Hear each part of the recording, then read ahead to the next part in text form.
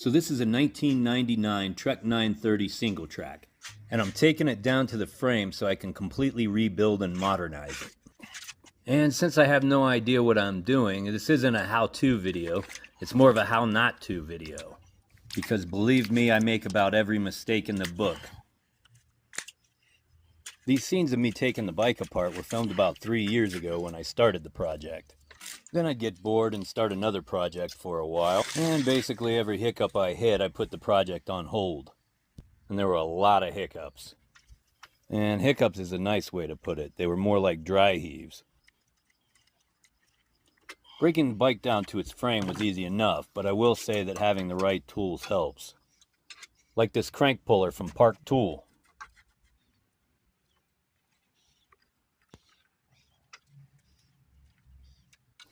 And having the correct bottom bracket tool to remove your bottom bracket is super helpful.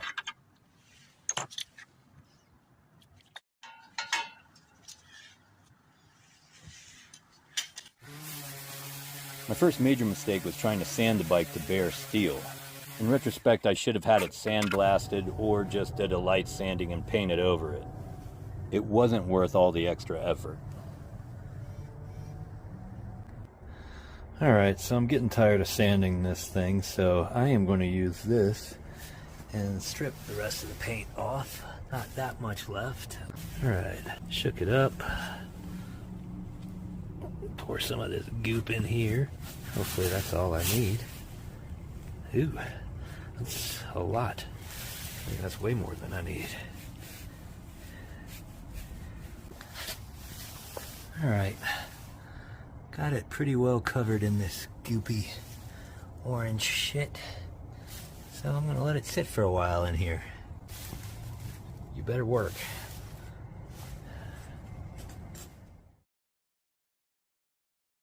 So I let the orange goop set overnight to scrape it off the next day, and it still didn't get all the paint off. I repeated this process 2 nights in a row and it still didn't do the job. So I just primered it and moved on. I wanted yellow lettering on the bike, so after priming it, I painted the base coat yellow.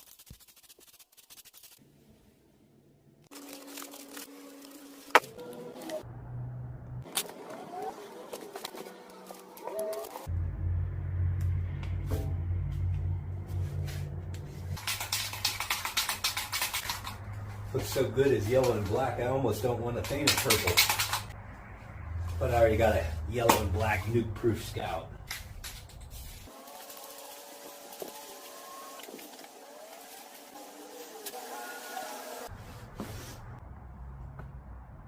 Alright, well, so I've ruined that. Looks pretty much ruined. So apparently this paint only works on a clean metal surface, not a primered surface. So pays to read the instructions on the paint. When all else fails, just paint it black. I was pretty much in a to hell with it mood when I was painting the bike after that happened, so it's not the best paint job in the world. But hey, after a few drinks in a dimly lit garage, she don't look so bad.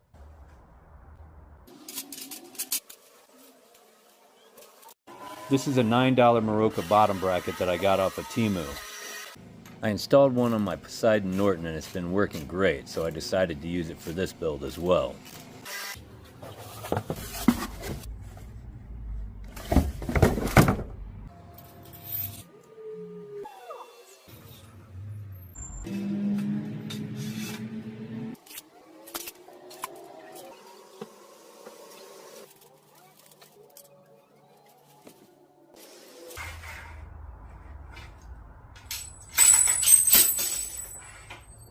I'm a dropper.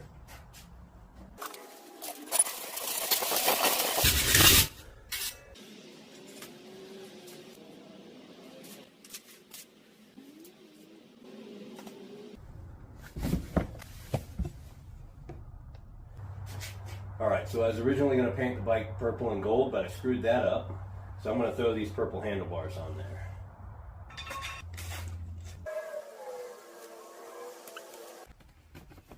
I'm installing the box 4 drivetrain on the bike, which is definitely the best decision I made on this renovation. I got a great price for the box drivetrain on Amazon.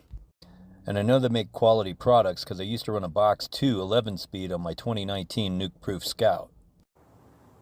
I really love the Box 2 11-speed drivetrain that I installed on the nuke-proof Scout. And I got to admit, I'm not as big of a fan of 12 speeds as I am 11 speeds. I think 11 speeds are much easier to dial in. Anyway, I got high hopes for the Box 4 drivetrain. Oh, that's beautiful. Box 4, 8-speed. Nice. I'm making another mistake here by attaching the derailleur directly to the bike frame. I'll find out shortly that I'm going to need something called a D-link so the derailleur can reach the larger cogs on the new cassette.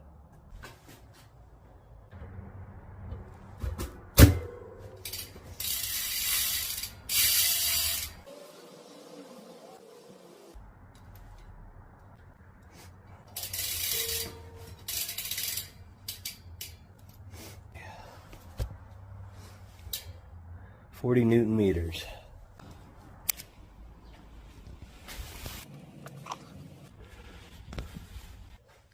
This little piece will allow my through axle hub to accept the quick release skewer.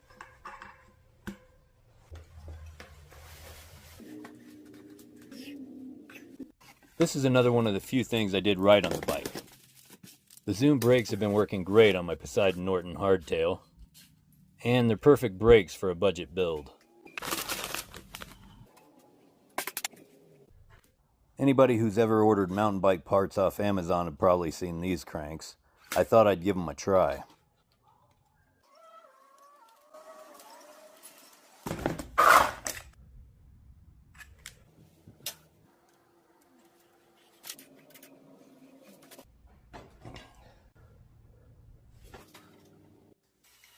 Here I'm drilling holes so I can fit the whole cable housing instead of just the shifter cable.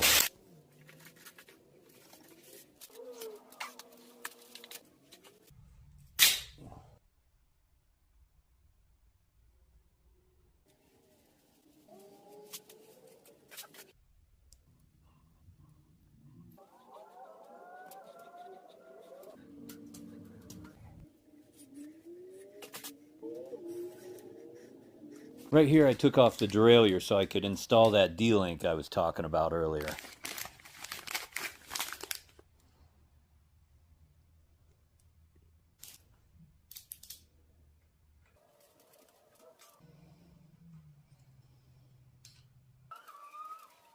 Now I'll be able to shift to the biggest gear.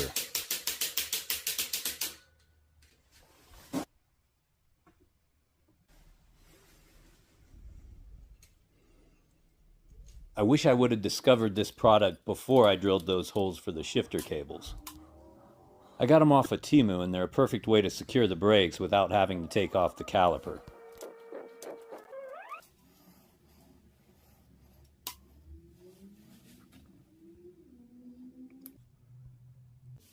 And these are just adhesive clips I picked up off of Amazon.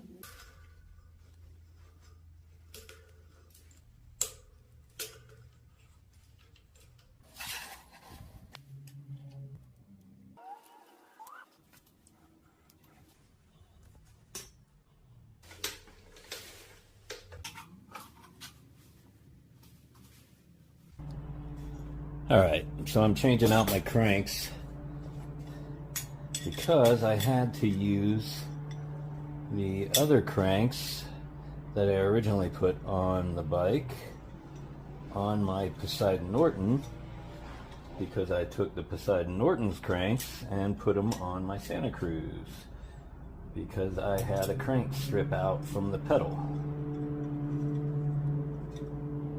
Fun stuff.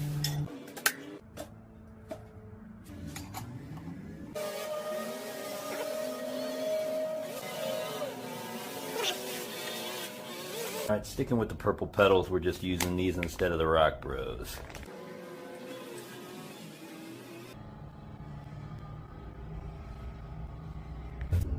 This thing is definitely lubed up.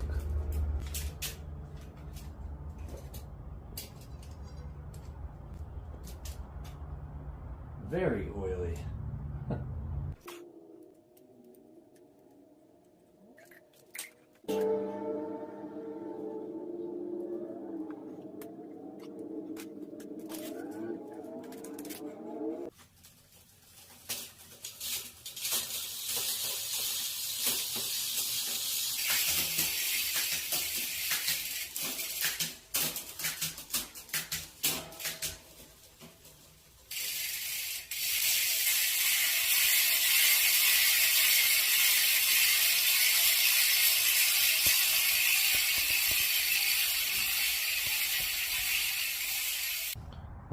Alright, so I've already ridden the bike around a little bit, and loving this drivetrain. The 1x8, my box shifts very smooth, very nice. I would say the bike is done, except for one thing that I've been putting off the whole time, which I should have done before I even painted it, is this. This is how I was riding the bike, just with this zip tied to the side. As you can see, I don't have a rear brake attached yet. So this little piece right here is something I'm going to weld onto the frame itself. I purchased from a company called Frame Builders, and I made a couple of little marks right here and right here. I'm probably gonna have to just kind of angle grind those off to get it to fit perfectly on the bike, and I will weld it, which I've never welded anything before, so I'm super nervous on that. By far the biggest mistake I made on this bike was cutting off the rear brake mounts with having no welding experience to weld on brake tabs. All right, I have spent approximately 5 minutes watching videos learning how to weld. I think that's probably enough.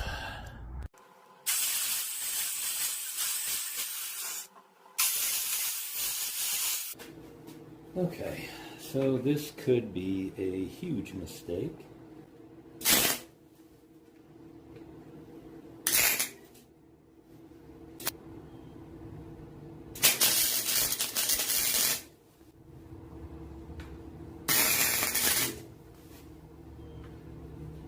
First time welding. Whew.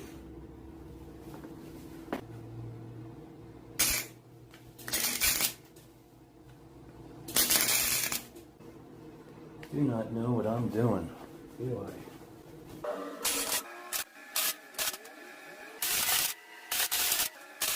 Right, first time welding. Can't even tell, huh? That is a pro job if I have ever seen it. Oh, look at that. That's how you know you're fancy. Yeah. Great job, Dwayne.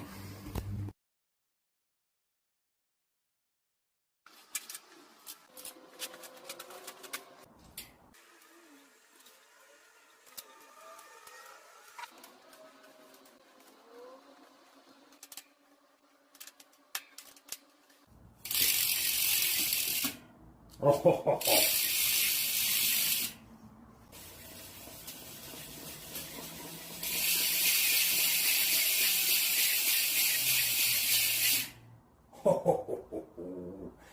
very nice. This is my practice weld that I did before the brakes. And obviously, as you can tell, I'm a natural. I know what you're thinking. No way he's just a beginner. But yeah, for realsies, it was my first time. So I decided to go with a bubbly pattern for the welds. I think it adds a lot of character to the bike. Just my little custom touch. Very nice. I really like it.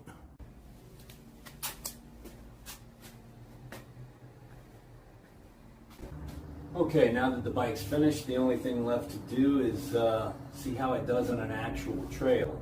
I've ridden around the neighborhood a couple of times and the brakes seem to be doing well. That box 4 drivetrain shifts awesome, which I expected because the box 2 11-speed that I put on my new Proof Scout, the first bike I ever built, that was an awesome drivetrain. I wish box still made the 11-speed drivetrain, but I digress. But this box 4 is so far really good, at least around the neighborhood. We'll see how it does on the trails. So I'm going to get out there. All right. First thing I notice right off the bat is I feel like handlebars are a lot closer to me. I'll probably want to get a longer stem. The vintage bikes used to have longer stems than the modern bikes do.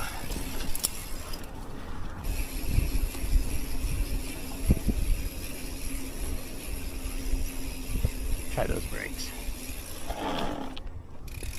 That's pretty good.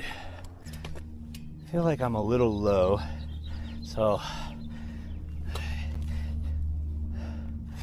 I'll adjust the dropper post a little higher. Oh, that's a lot better. Yeah, there we go. My knees don't feel as achy. Let's see how this climbs on this hill.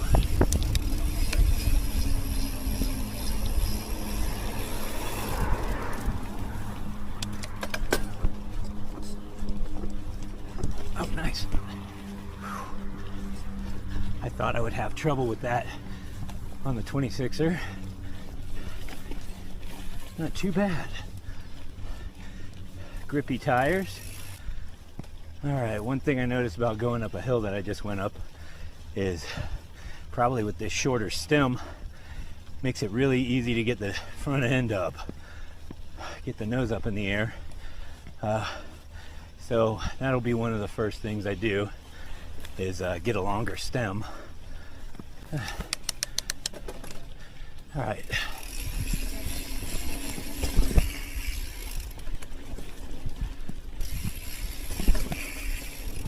So it went from about a 65 millimeter fork to a 100 millimeter fork.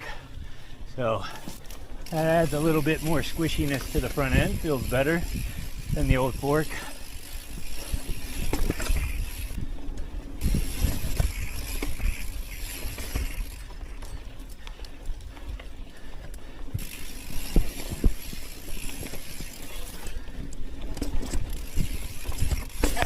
All right, about to do some downhill, so let's drop this fancy dropper. There we go. Custom. If anybody actually knows of a dropper post that would fit a 1999 Trek 930 Singletrack, leave it in the comments. I'd love to know.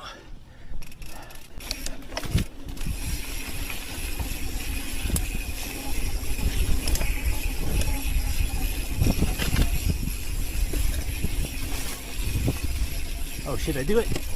No, I shouldn't have done that, but I did it.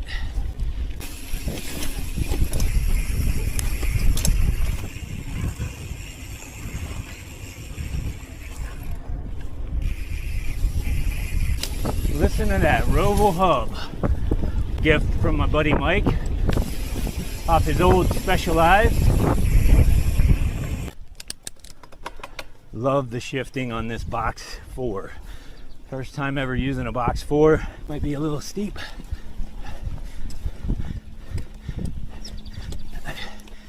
That's all right.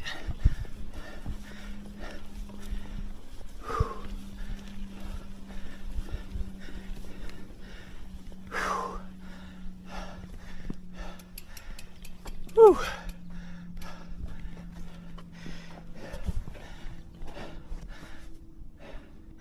Fun little playful bike.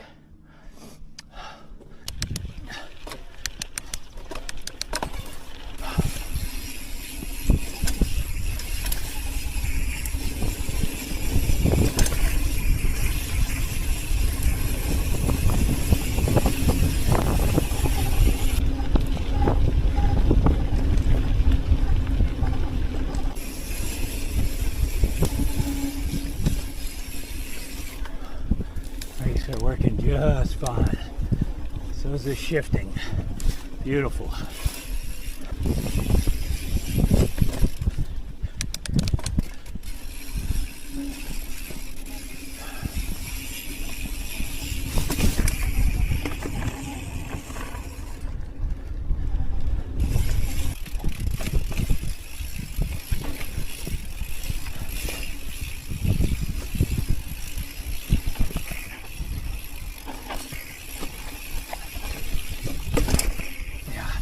slow down that part.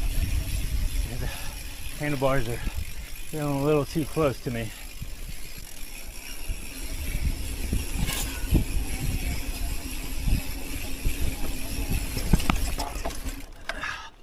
Oof, oof, oof. Too low a gear. Shift.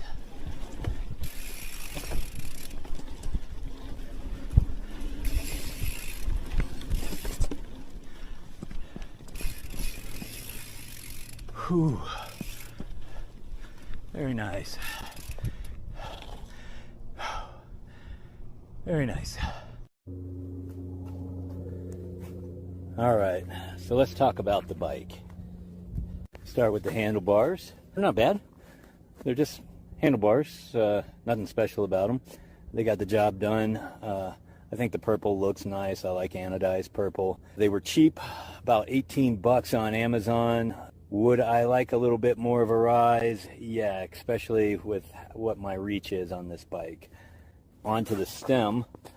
The stem, although it looks nice and was fairly cheap on Amazon, it's a little too short for a vintage bike. I need more of a reach. I feel like I'm way too far upright on this bike. Like if I go downhill on a steep hill, I might go over the handlebars. So that is one of the very few things I would change on the bike. I'm gonna go with like a 70 millimeter if I can find one, hopefully in that color. Zoom brakes. If you've seen my Poseidon Norton build, you probably know that I love the Zoom brakes. These things are fantastic.